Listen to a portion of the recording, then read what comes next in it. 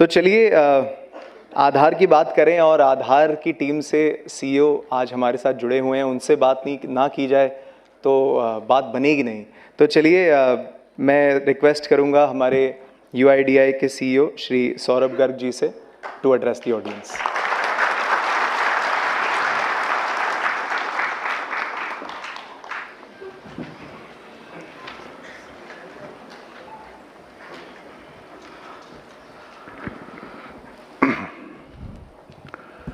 नमस्कार, सुप्रभात। मेरे मित्र Sanjay Rakesh ji, MD CSC ईगॉव, UIDAI से शैलेंद्र सिंह, संजय सोहनी और मेरे अन्य सहकर्मी जो आपके साथ नेक्स्ट 2-3 घंटे में आपके साथ बात करेंगे, आपके प्रश्नों का उत्तर देंगे, आपकी समस्या समझेंगे, आपको हमारी सोच भी समझाएंगे।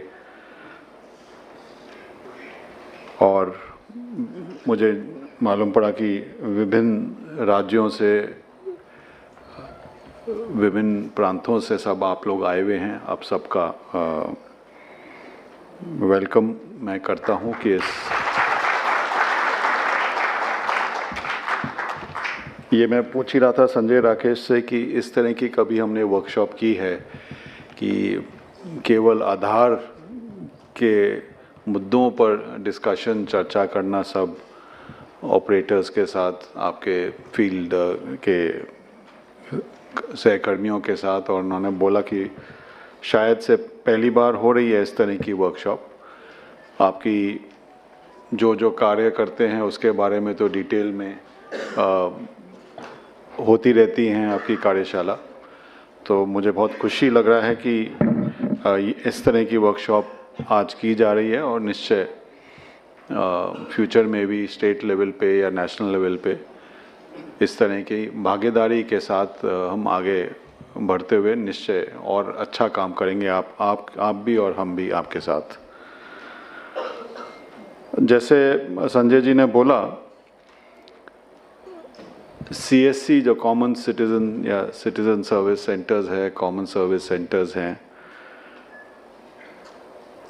ये अब शायद उस स्तर तक पहुंच गए हैं कि शायद हर पंचायत में ही नहीं, हर गांव तक पहुंच गए हैं। और जो हम डिजिटल इंडिया की जब बात करते हैं तो शायद उसकी बुनियाद ये सीएससीज ही हैं कि इन्हीं के कारण जो हम बोलते हैं कि भारत इतने आगे जा पाया है डिजिटाइजेशन में, इतना अच्छा काम कर पा रहा है कि लोगों तक डिलीवरी ऑफ सर्विसेज हो पा रही है।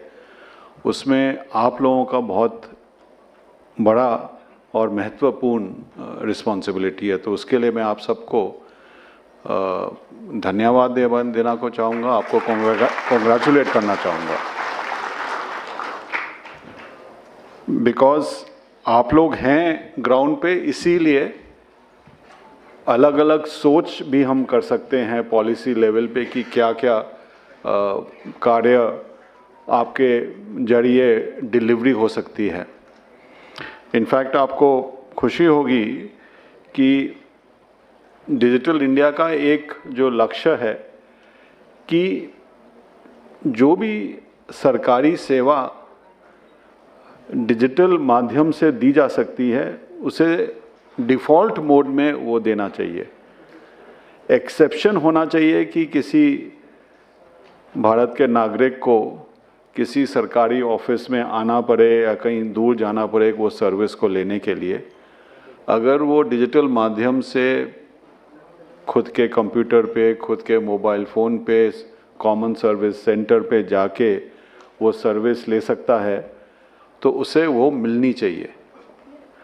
और ये आश्वासन जो सरकार दे पाती है, वो आश्वासन आप लोगों का जो सर्विस सेंटर्स हैं उसकी वजह से, जो कनेक्टिविटी इम्प्रूव हुई है उसकी वजह से, जो मोबाइल का पेनिट्रेशन हुआ है उसकी वजह से हम ये दे पा रहे हैं। और जो विज़न है जो हम बोलते हैं ईज़ ऑफ लिविंग, कि किस तरह हर नागरिक को सुविधा के साथ जीने का आसार बन सके। ईज़ ऑफ लिविंग जो विज़न है, उस ईज़ ऑफ लिविंग का विज़न बहुत महत्वपूर्ण पार्ट CSC है, आधार है, और डिजिटल इंडिया के जो विभिन्न प्रकार के कार्यक्रम हैं, UPI पेमेंट है, ई-साइन है, उमंग है, डिजी लॉकर है, इस तरह के बहुत सारे जो एप्लीकेशंस हम इंडिया स्टैक जो बोलते हैं, वो इंडिया स्टैक आप लोग ही ज़मीन तक सब लोगों तक पहुंचाते हैं, और माध्यम के संग भी। अगर हम आधार की बात करें, पिछले 10 सालों में हम अब उस स्तर पे पहुंच गए हैं कि जो भी भारत में नागरिक है, उसके साथ हम दावा करके बोल सकते हैं कि अगर वो 18 साल से ज़्यादा उम्र का है, अडल्ट है, तो उसके बाद निश्चय आधार है। 0 to 5 years जो है, ऑब्वियसली उसमें आधार का देने का सिलसिला चलता रहता है, और वो चलता रहेगा, क्योंकि हर साल करीब 2.5 करोड़ बर्थ्स होते हैं, नए बॉर्न शिशु आते हैं हमारे देश में, तो वो तो चलता रहेगा प्रयास। लेकिन हम उस स्तर पे पहुंच गए हैं कि 100% अडल्ट्स के पास आधार है, और इसी कारण जो मैंने बोला कि 1100 स्कीम्स हैं गवर्नमेंट की जो आधार को बुनियाद बनाती हैं, वो आधार को लेके ही आगे चलती हैं, और यही बुनियाद बना के हम जो ईज़ ऑफ लिविंग का है कि डिजिटल सर्विस ऑफ डिलीवरी होना चाहिए, वो बुनियाद है। आगामी दिन में अब फिर क्या फोकस रहेगा हमारा आधार का?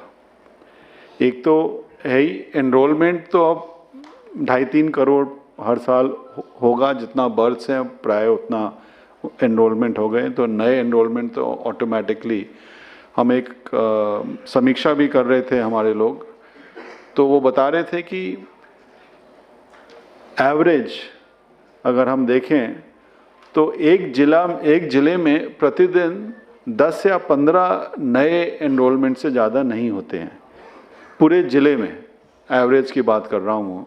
तो ऑब्वियसली नए एनरोलमेंट लिमिटेड हैं, और उसके हिसाब से हम अपना जो फील्ड का जो नेटवर्क है, उसी हिसाब से हम भी उसको चिंता कर रहे हैं कि कैसे रैशनलाइज कर पाएँ। लोगों का फोकस अब है अपडेट्स पर। अपडेट, एड्रेस का अपडेट है, मोबाइल का अपडेट है, कभी कभी थोड़ा बहुत नाम में चेंज होता है, बट मेजर अपडेट्स होते हैं तो एड्रेस और मोबाइल के ही अपडेट होते हैं। मोबाइल का अपडेट थोड़ा ज़्यादा सेंसिटिव है, बिकॉज उस पर आप OTP से फिर ऑथेंटिकेशन भी कर सकते हैं। तो अगर कोई गलत मोबाइल उस पर गलती से हो गया तो उसका इम्प्लिकेशंस ज़्यादा हैं। एड्रेस अपडेट के भी इम्प्लिकेशंस हैं, बट तब भी एड्रेस अपडेट में चेंजेस करना, अगर कोई डॉक्यूमेंट है तो उसके हिसाब से किया जा सकता है। मोबाइल अपडेट तो केवल बायोमेट्रिक के साथ हुआ जाता है। तो उसका भी हम आरक्षण कर रहे हैं, चिंता कर रहे हैं, कैसे स्टडी कर रहे हैं, एनालिसिस कर रहे हैं कि क्या क्या इम्प्रूवमेंट्स कर रहे हैं, और वो शायद आपको आज डिस्कशन भी होगा। लेकिन जैसे संजय ने बोला कि अगर आधार के इंफॉर्मेशन में कोई भूल हो जाती है तो उस नागरिक के लिए, उसके लिए बहुत इम्प्लिकेशंस काफ़ी ज़्यादा हैं, और इसीलिए हमें कभी कभी सख्ती करनी पड़ती है कि कोई अगर गलत काम हुआ, या कभी कभी गलती से भी हो जाता है, कभी कभी गलती ना होके भी ही किया जाता है। तो दोनों को देख के ही हमें आगे बढ़ना है, लेकिन ऑब्जेक्टिव वही है कि नागरिक को जो सर्विस मिले वो अच्छी सर्विस मिले, टाइम पर मिले, क्वालिटी मिले, कर्टियस मिले, कोई रूड बिहेवियर ना हो, और प्राय आप सब लोग ने बहुत अच्छी तरह काम कर रहे हैं, और मैं ये आशा करता हूँ करते भी रहेंगे। जैसे मैंने बोला कि अगले 5 या 7 वर्ष में क्या क्या अपॉर्चुनिटीज़ आएंगी जो आप देख सकते हैं कि आपके लिए CSCs के लिए ग्रोथ की अपॉर्चुनिटीज़ होंगी? अभी हम जो ऑथेंटिकेशंस कर रहे हैं करीब 7 करोड़ रोज के ऑथेंटिकेशंस हैं। ऑथेंटिकेशन मतलब जो OTP से या बायोमेट्रिक से, फिंगरप्रिंट या आइरिस से करते हैं। जैसे आप जानते हैं राशन की दुकान में कोई जाता है तो वहाँ पे उसे अंगूठा देना पड़ता है और फिर राशन विड्रॉ करता है। कोई बैंकिंग कॉरेस्पॉन्डेंट है आप में से काफ़ी लोग, आप जानते हैं कि कोई अपना बैंक से कोई पैसा डिपॉजिट करना चाहता है, विड्रॉ करना चाहता है तो उसे ऑथेंटिकेट करना पड़ता है, फिंगरप्रिंट से करना होता है। तो इस तरह के ट्रांजैक्शंस जो हैं, इस तरह के जो प्रोसेस है, प्रतिदिन करीब 7 करोड़ रोज हो रहे हैं। कुछ 1-2 साल पहले ये केवल 4-4.5 करोड़ था। हर साल बढ़ोतरी हो रही है। कुछ दिनों पे तो 8 करोड़ तक भी पहुंच गया है।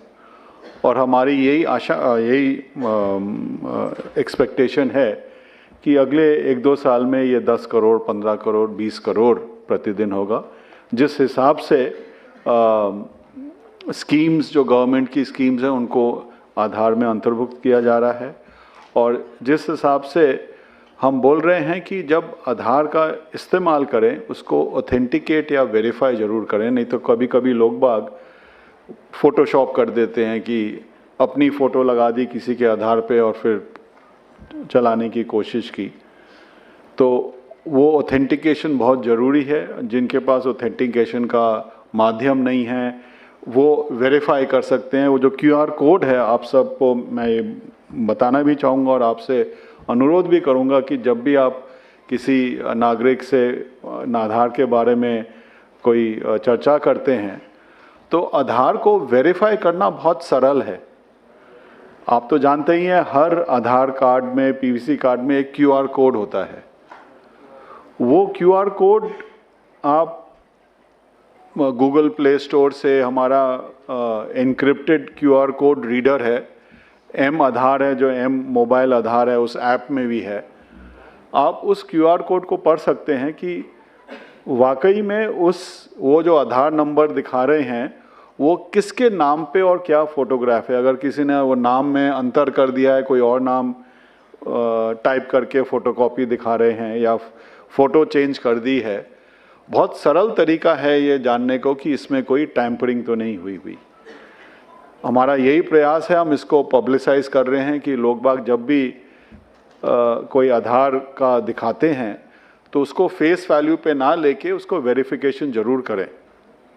और इनफैक्ट जब आधार शुरू हुआ था 10 साल पहले, मालूम नहीं कुछ लोग आप उसमें अंतर्भुक्त होंगे, आधार पहले ये सोच नहीं थी कि आधार को कोई कार्ड दिया जाएगा। वो लोगों का था कि जब तक कोई पेपर का कार्ड ना मिले उन्हें वो नहीं होता कि हमारे पास कोई आइडेंटिटी है।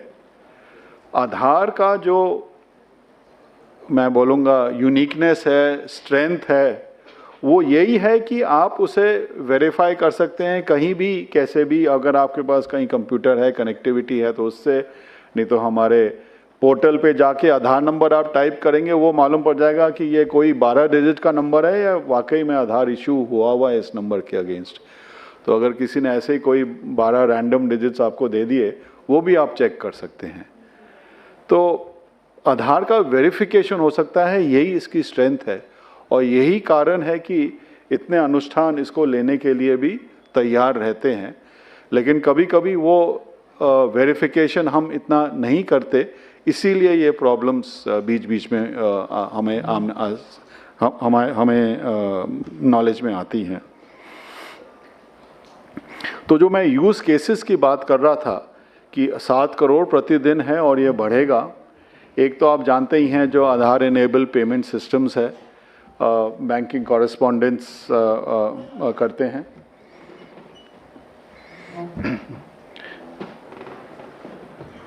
अमित अग्रवाल जी का वेलकम, एडिशनल सेक्रेटरी। तो एक तो यूसेज जो है आधार इनेबल पेमेंट सिस्टम्स है। एक जो अब तक इतना यूज़ नहीं हुआ है और फ्यूचर में होगा, और वो है ई साइन, कि आप जैसे कोई भी डॉक्यूमेंट है उसको डिजिटली आप कोई भी साइन कर सकता है कि मैंने साइन किया है कि नहीं, वो प्रमाणित भी हो सकता है कि वाकई में साइन किया है ये। तो वेदर वो लैंड रिकॉर्ड का डॉक्यूमेंट हो, कोई सेल डीड हो, कोई और तरह का अग्रीमेंट हो, उसमें डिजिटली साइन हो सकता है। और इसका जो इस्तेमाल है वो भी आगामी दिन में बढ़ेगा। और जो मैं जो बोल रहा था कि एनरोलमेंट एंड अपडेट एक स्टेबलाइजेशन पे आ गया है, वो उस स्टेबिलिटी पे रहेगा। और जो अपॉर्चुनिटीज़ है आप जैसे CSCs के लिए, वो है कि आधार का किस तरह जो डिफरेंट यूजेस हैं वो कैसे बढ़ेंगे। मैंने एक बोला जो 1100 स्कीम्स हैं, डिजिटल इंडिया का जो विज़न है कि डिलीवरी ऑफ सर्विसेज डिजिटल माध्यम से हो, उसमें बढ़ेगा। बैंकिंग कॉरेस्पॉन्डेंस का तो आप जानते ही हैं, फाइनेंशियल सिस्टम में आधार का यूसेज फॉर ऑन बोर्डिंग जो EKYC बोलते हैं उसके लिए बहुत है, तो उसमें यूसेज है। ई साइन है जिसका अभी इतना प्रचलन नहीं हुआ है, वो है। और इस तरह के यूज़ केसेस डिफरेंट सेक्टर्स में वो निरीक्षण कर रहे हैं, एनालिसिस कर रहे हैं कि क्या क्या कर सकते हैं, कि जहाँ पर भी कोई वेरिफिकेशन दरकार चाहिए, इससे कोई सिस्टम सरल सिस्टम नहीं है, तो द ग्रोथ विल कंटिन्यू।